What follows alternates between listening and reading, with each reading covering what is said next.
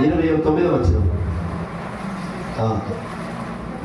ఆదివారం సాయంకాలంలో శిష్యులు యూదులకు భయపడి తాము కూడి ఉన్న ఇంటి తలుపును మూసుకొని ఉండగా యేసు వచ్చి మధ్యలో నిలిచి వారికి మీకు సమాధానం కలుగును గాక. ఆ ప్రభువుని వీళ్ళు చూడలేకపోయి భయపడక తలుపు చేసుకుంది. కానీ మొదటి వచనం చూడండి, ఆదివారం ఇంకనూ చీకటిగా ఉన్నప్పుడు మగ్దలేని మరియ పెందల కాడ సమాధి వద్దకు. అసలు సమాధి రాత్రి మేము 1 గంటకి 2 గంటలకు కొత్తగూడెం పోతే నాకు దయ్యం బట్టి చాలా చికాకు చేస్తున్నాం. పెద్ద చేస్తున్నాం. మొన్నటి 3 రోజులు ప్రార్థన చేస్తున్నాయా మీకు చూసిన పోయి ప్రార్థన చేస్తూ హల్లెలూయా. ప్రభు ఏమిటంటే నమ్మినటువంటి వారి వల్ల సూచనలు కనబడతాయి అన్నాడు. మార్కు 16:17. ఆ రీతిగా ప్రభు కార్యాలు చేస్తూ అనేకమైన అద్భుత కార్యాలు చేసి దురాత్మలను వెళ్ళగొడుతూ స్వార్థ కరపత్రాలను పంచడానికి వెళ్ళి దేవుని వాక్యం చెప్తుంటే అనేక మంది మారిండు. పట్టడానికి వచ్చిండ్రు, నక్సలైట్ వచ్చిండ్రు, బాంబులు పెట్టుకుని షూట్ చేసి తుపాకుతాను. కానీ ఏం కానీ హల్లెలూయా ఎన్నిసార్లు చేసింది. కానీ ప్రభు వీళ్ళు శిష్యులు మగవాళ్ళు భయపడిపోయి ఉంటే ఆడవాళ్ళు ఏం చేసినట్ట సమాధి దగ్గర పోవాలంటే భయపడతారు. ఇప్పుడు కూడా సమాధి దగ్గర పోవాలంటే చాలా మంది భయపడతారు. సమాధుల దగ్గర ఎవరు చేస్తారంటే మీకు ఒక దేవుడి గురించి తెలవాలి. మీకు థీరీ బాగా తెలుసు. ఇన్ని సంవత్సరాలకి థీరీ అంటే థీరీ చదువుతాం కదా, థీరీ చదివినాక ప్రాక్టికల్స్ చేస్తారు. ప్రాక్టికల్ తెలుసు కదా. ఆ ప్రాక్టికల్ నేను మీకు ఒక మాటలు చెప్తాను. దేవుని యొక్క బిడ్డలు వీళ్ళు దేవుని తెలుసుకున్నారు, కానీ మాటలు 3 సంవత్సరాలు విన్నారు, ట్రైనింగ్ అయిపోయింది, కానీ ప్రాక్టికల్లో దిగలేకపోయిన ఆ భయంతో ఉన్నటువంటి వాళ్ళ మీదకి దేవుని యొక్క మరి ఆ భయం ఉన్నది సన్నిధి వాళ్ళ దగ్గరికి వచ్చేసి తలుపులు వేసి ఉంటుంది. ప్రభు ఒక మాట అన్నాడు చూడండి, లూకా సువార్త 24వ అధ్యాయంలో మాట ఉంటాడు 36వ వచనం.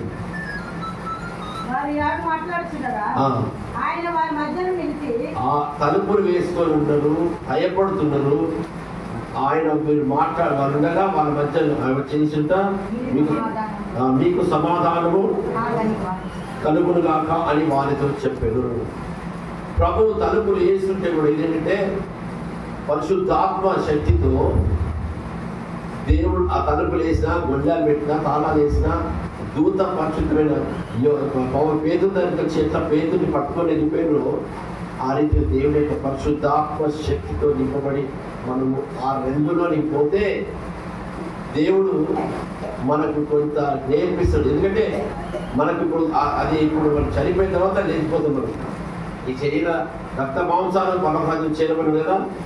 ఈ ప్రభు వారు చనిపోయి తిరిగి లేచినప్పుడు వాళ్ళకి డౌట్ వచ్చేసింది. వాళ్ళ మధ్యలో నిలిచినప్పుడు ఏమిటో వాళ్ళు భయపడుతున్నారు. అప్పుడు సమాధానం కాకుండా కానీ అయితే వారు దిగులు పడి భయప్రాంతులై భూతము తమకు కనపడేనని తలంచిరి. హల్లెలూయా. అప్పుడు ఆయన మీరు ఎందుకు కలవరపడుతున్నారు? మీ హృదయంలో సందేహము పుట్టనేలా నేనే ఆయనను అనుటకు నా చేతులను నన్ను పట్టి చూడుడి, నాకున్నట్లుగా వెముకలు మాంసము దయ్యానికి ఉండవు. అవి దయ్యానికి డిఫరెన్స్. దేవుడికి చూడండి, ప్రభువారు తలుపు వేసి ఉండగా లోనికి వచ్చేస్తుంది, దయ్యం కూడా లోనికి వచ్చేస్తుంది.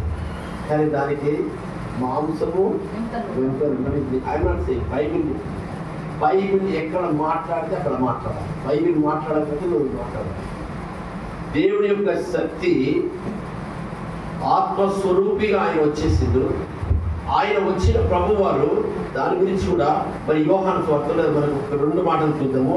20వ అధ్యాయంలో చూడండి, మొదటి వచనం. ఆదివారము ఇంకనూ చీకటిగా ఉన్నప్పుడు మగ్దలేని మరియ పెందెల కడ సమాధి యొద్దకు వచ్చి సమాధి మీద ఉండిన రాయి తీయబడి ఉండుట చూచెను. హల్లెలూయా. బైబిల్ చదివేటప్పుడు ఒక్కొక్క వచనానికి కొన్నిసార్లు 700, 500, 1000 సంవత్సరాల 3000 సంవత్సరాల గ్యాప్ ఉంటుంది. దీన్ని మనము మ్యాప్ పాయింట్కి పెట్టుకొని మీరు ఒకవేళ బైబిల్ని నేను ఒక 23 సంవత్సరాల నుంచి బయలుదేరుతాను. నాకు కొంచెం తెలియదు అంటే కార్బన్ మొనాక్సైడ్ మ్యాచ్ ఉంది. ఈ గాలిలో కార్బన్ 0.01% ఉంటే నన్ను తీసుకెళ్ళి దేవుడి గురించి అంతా కూడా తెలియదు. కానీ యేసయ్య గురించి మీరు తెలుసుకోగలిగితే ఈ లోకంలో ఏ శక్తి కూడా నీ ముందు నిలబడుతుంది. హల్లెలూయా. అందుకే ఈ గాడ్ ఇస్ 12 disciples మార్క్స్ లూకాలో అంటాడు. లూక్ 9లో ఈ God is 12 disciples and gave them power and authority over all the devils. అన్ని సమస్తమైన దయ్యంకు దేవుడు తేడా ఏంటంటే దయ్యం ఏమో మనల్ని ఏదైనా అడుగుతుంది, మన దగ్గర తీసుకుంటుంది. నాకు ఈ కోడి ఇస్తావా, మేక ఇస్తావా, మనిషి తల, ఇవన్నీ మన దగ్గర అడుగుతుంది. దేవుడు ఏమో ఇచ్చేవాడు. దేవుడు మనల్ని అడగడు, మనల్ని ఏమంటున్నాడు, మన హృదయాన్ని ఏమంటున్నాడు.